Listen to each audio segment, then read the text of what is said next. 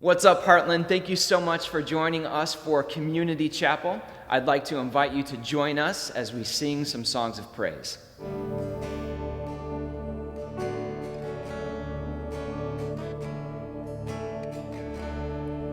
Your love is devoted, like a ring of solid gold, like a vow that is tested, like a covenant of old. Your love is enduring through the winter rain and beyond the horizon. A mercy for today. Faithful you have been, and faithful you will be. You pledge yourself to me, and it's why I sing your praise will ever be on my lips, ever be on my lips. Your praise will ever be on my lips, ever be on my lips. Your praise will ever be on my lips, ever be on my lips. Your praise will ever be on my lips, ever be on my lips.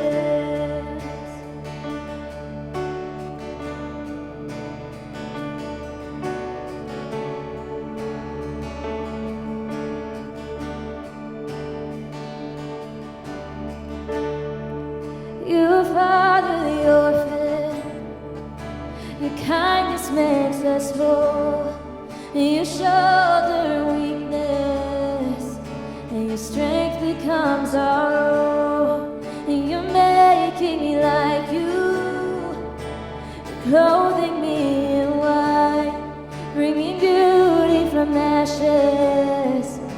But you will have your bride, free of all her guilt, rid of all her shame, and known by her true name.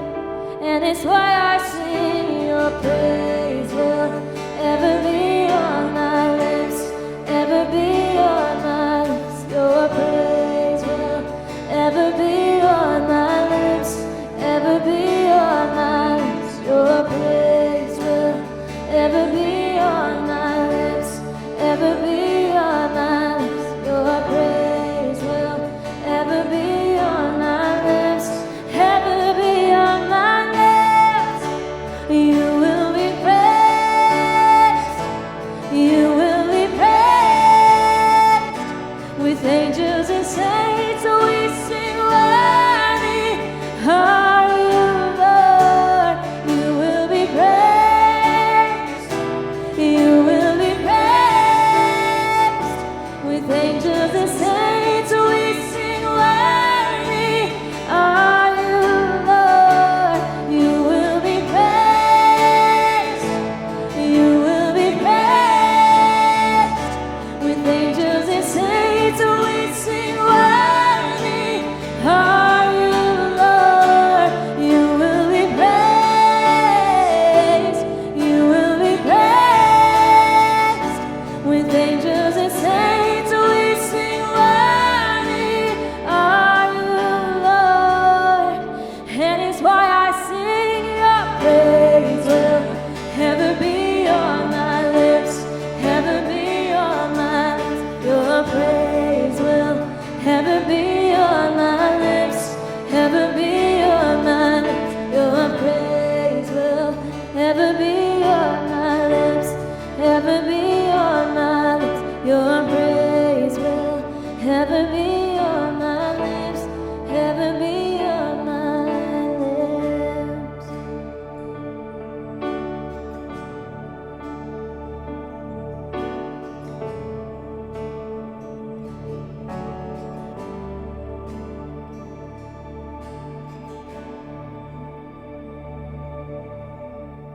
Well, hello again, Heartland. My name is Jake Fry. I'm the Next Step pastor here at Heartland. If I haven't met you yet, I'm looking forward to meeting you next month once we can be back in our building. So I'd love for you to come by and say hello to me. We are in this 2-week initiative called the Love Your Neighbor Project, which I'm super stoked about. Hopefully you guys have seen the t-shirts, seen the banners, and have signed up. If you sign up to serve at any one of the projects, or if you donate money, you can get yourself one of these super rad t-shirts and a sticker. So if you haven't done that already, go ahead and do that, and you can come here to Heartland to pick up your swag. So we are talking about loving your neighbor tonight. And if you joined us this past Sunday, you heard John's message that the most important commandment is to love God with all we've got and to love our neighbor as ourselves. And John commissioned us to put our love in action this week during the Serve Your Neighbor or Love Your Neighbor initiative. So tonight, what I want to do is I want to take a look at a parable of Jesus about loving our neighbor. And it's probably, arguably, one of the most famous parables of Jesus. And that is the parable of the Good Samaritan. This has become such a part of our own culture, in fact, that Good Samaritan, even that phrase, has become synonymous with people who, perform acts of kindness for somebody else. Like somebody who helps somebody change a flat tire on their car, or that special person that when you get to Target and you're about to pull into the parking spot and there's a cart right there, the person who moves that cart for you, that's a Good Samaritan.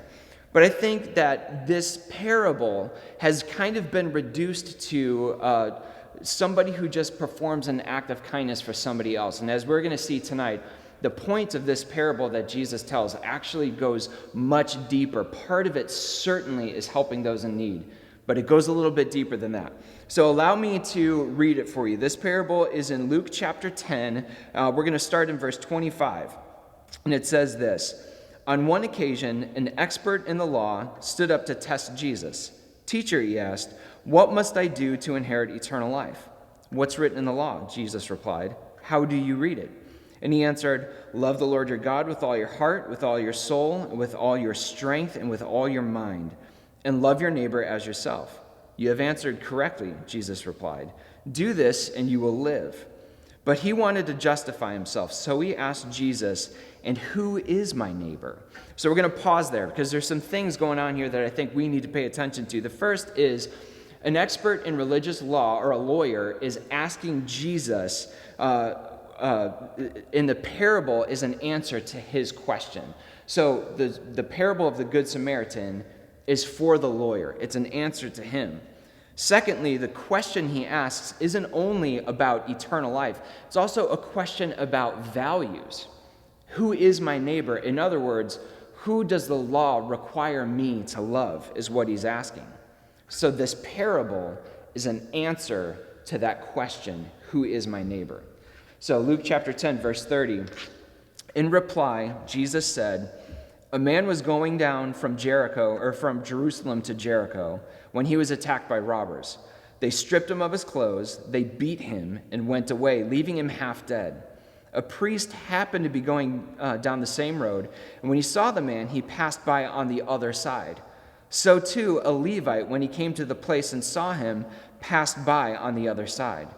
But a Samaritan, as he traveled, came to where the man was, and when he saw him, he took pity on him. He went to him, bandaged his wounds, pouring on oil and wine. And then he put the man on his own donkey, brought him to an inn, and took care of him. The next day he took out 2 denarii and gave it to the innkeeper, saying, 'Look after him, and when I return, I'll reimburse you for any extra expense you may have.' Which of these 3 do you think was a neighbor to the man who fell into the hands of robbers?" The expert in the law replied, "The one who had mercy on him." Jesus told him, "Go and do likewise." So let's take a look at this parable. Let's take a look at the characters in this parable. First, we have the dude who got mugged. We can infer from the text that this is a Jewish man. In fact, some translations throw in a Jewish man fell into the hands of robbers, just so that point isn't missed, because it's an important one, and we'll see why in just a second. So next, we have the priest. And the priest is the guy who in the temple makes the sacrifices every single day for the nation of Israel. He's the one who sacrifices in the temple. And after him, we have a Levite who also works in the temple as a temple assistant. So these 2 dudes have super critical, very important jobs in the temple where they perform all of the sacrifices all day for Israel. So they too were experts in the law because being temple workers, they had to maintain ceremonial cleanliness in order to serve in the temple and perform their duties.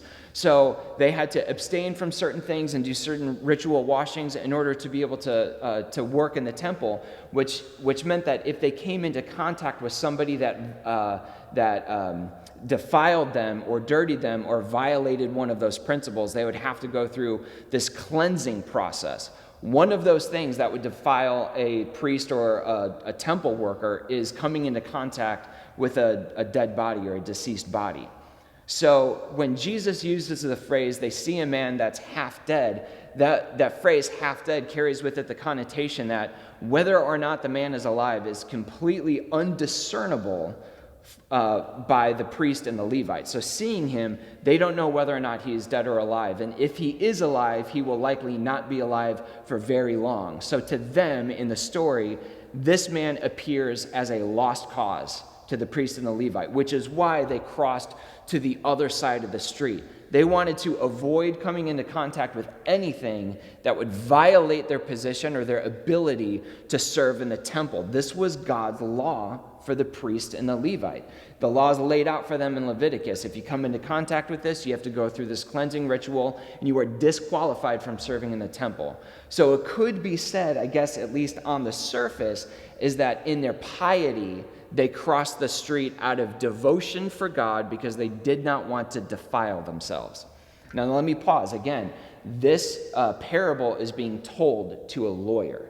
So this lawyer is hearing these things, and he understands the tension, he understands the law. And what's the law? The law is to love the Lord your God with all you got and to love your neighbor as yourself. And here the priest and the Levite come into that conundrum.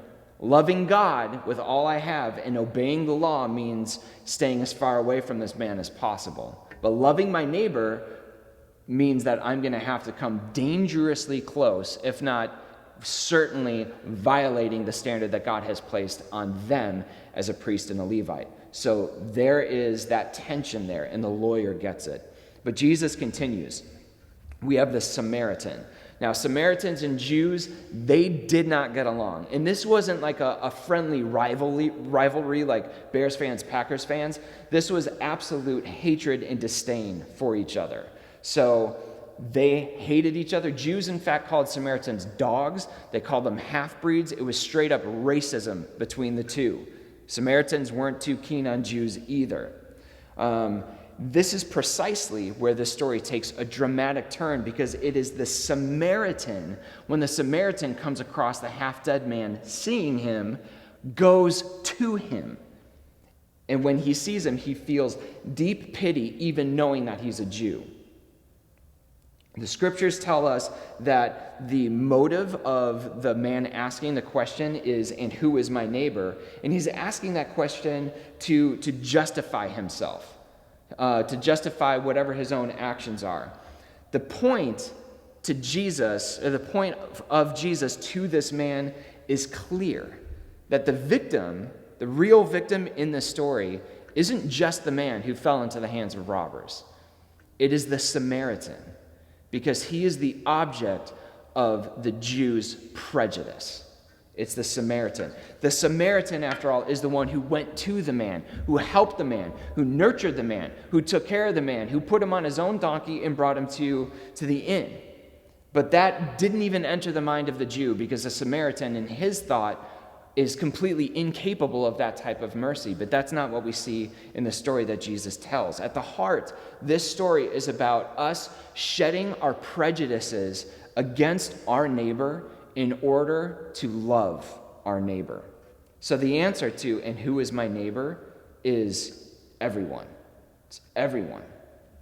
Even the people that you hate, even the people that you're prejudiced against, or even the people that we feel don't deserve our love. You see, the priest and the Levite felt possibly that they were excused from the command to love your neighbor because of their position in the temple, of the fact that they had to maintain the ceremonial cleanliness. So they used their position as an excuse for exemption. And this story sheds to light that that is absolutely not the case. that we can't let our pride stand in the way of us loving our neighbor. And the Samaritan, the most unbelievable part of this story, well, let me say this. It's unbelievable to the lawyer hearing this story that the priest and the Levite crossed to the other side. Because even though perhaps one can make the argument that they were justified in doing so in order to maintain their ceremonial cleanliness, they should have helped the man. And so the lawyer, at first hearing this, he probably would have been bothered by that. He would have been like, this is a priest and a Levite. They know what is required of them by law to love their neighbor. The fact that they crossed the street, it's unbelievable their callousness toward this man, because yeah, they would have to go through a cleansing process, but that's what the cleansing process is for. Help the man, save the man, rescue the man, and then do what the law is required of you, or requires you to do. Go through the cleansing process. So a matter of convenience stopped them from loving their neighbor. And that could be true of me and you as well. Sometimes convenience stands in the way of us loving our neighbor the way that God calls us to love our neighbor. Whether it's our schedule, whether it's frustration, whether it's financial strain, whether there's a laundry list of reasons that we can stand behind to say, well, I'm exempt from it because of my life circumstance. And God calls us to shed that stuff, to step into it and say, what can I do? What can I do to love our neighbor? But the absolute most unbelievable part of the story to the lawyer is that it is the Samaritan who upholds God's law to love his neighbor. It's the Samaritan who goes to the man. The Samaritan is the hero in the story, and he completely undoes all of the actions of the robbers. It's a Samaritan who went to the man after the robbers attacked him. The robbers stripped the man. The Samaritan made bandages for him from his own clothes and clothed the man. The robbers beat the man. The Samaritan cared for the man by pouring on his own wine and his own oil to disinfect and soothe the man's wounds. The robbers took the man's money, and the Samaritan gave him money and gave money to the innkeeper and say, take care of this. If I owe you more, I'll come back and give you more. And the robbers abandoned the man, but the Samaritan promised to return for him.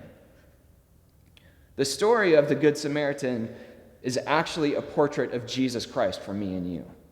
It is the gospel, because Jesus was stripped so that we may be clothed in righteousness. Jesus was beaten and flogged so that by his wounds you and I may be healed. Jesus was forsaken by God so that you and I can be embraced by God. Jesus died so that we may have full life, and Jesus promises a return for us.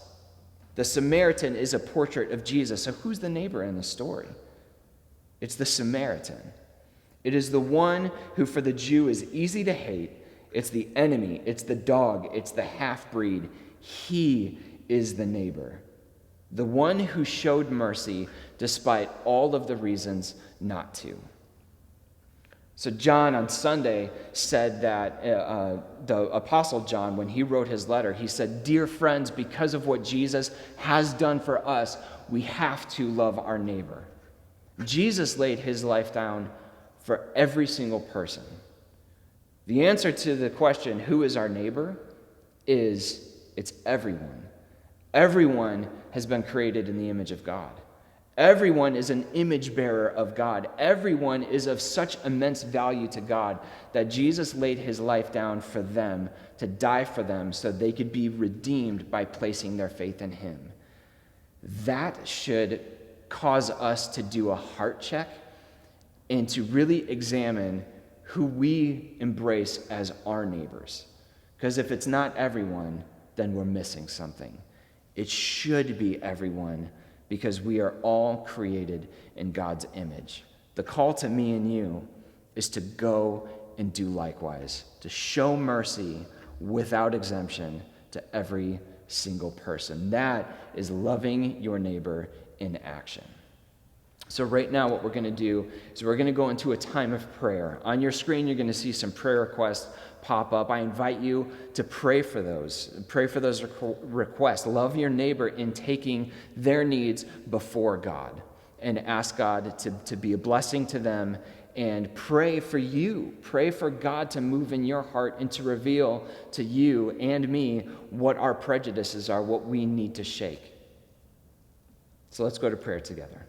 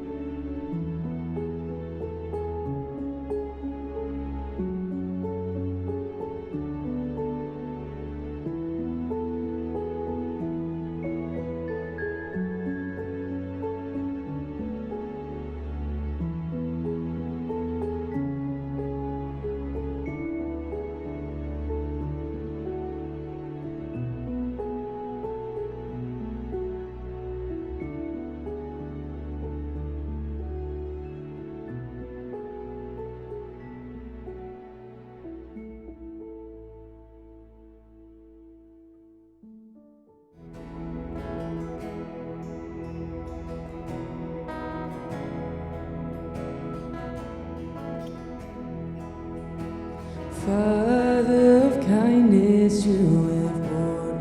How grace, you brought me out of darkness. You have filled me with peace. Giver of mercy, you're my help in time of need. Lord, I can't help but sing. And faithful you are, faithful forever you will be. Faithful you are, and all your promises are yes and amen. And all your promises are yes and amen.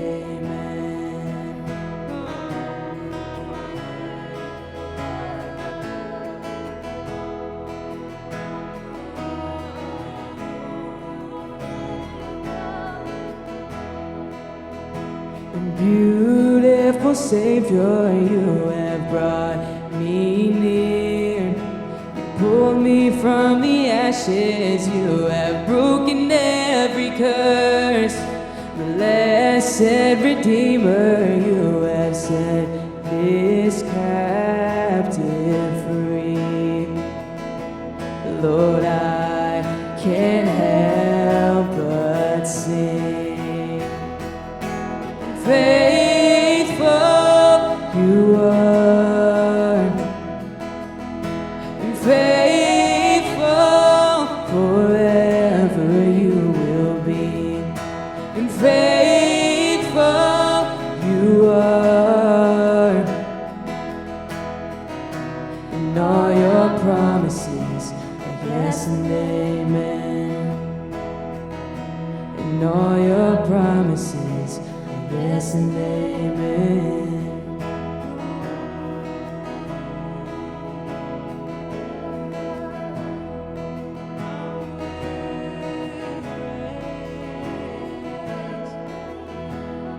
And I will rest in your promises. My confidence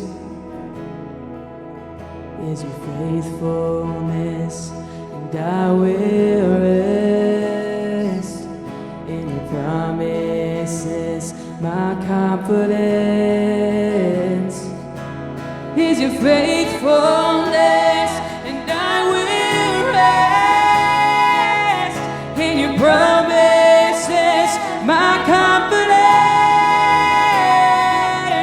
is your faithfulness. And I will rest in your promises. My confidence is your faithfulness. And faithful you are,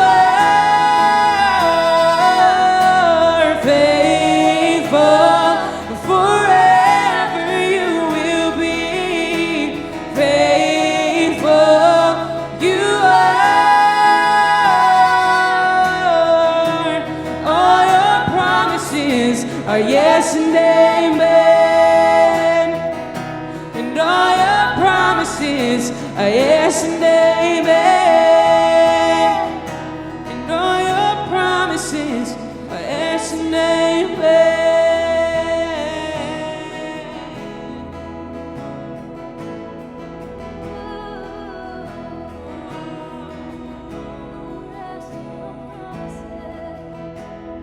Cause I will rest in your promises. My confidence is your faithfulness. And I will rest in your promises. My confidence is your faithfulness.